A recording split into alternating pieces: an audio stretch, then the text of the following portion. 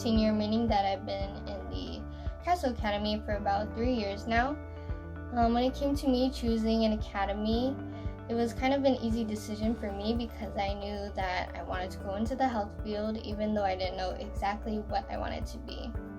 But I stayed in the CAHSL Academy, more specifically the Health Sciences program of study, because it opened up a lot of opportunities for me, and it ultimately helped me prepare for the world outside of high school.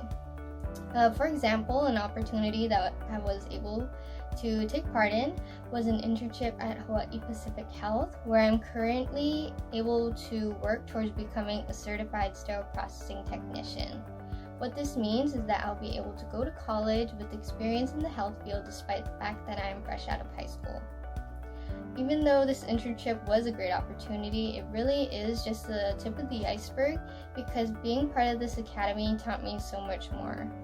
Being in this academy, the biggest thing that I took away from it was professionalism. So skills like how to interact with authority figures, how to prepare for an interview, and how to improve my public speaking. These skills are really universal and essential in any working field.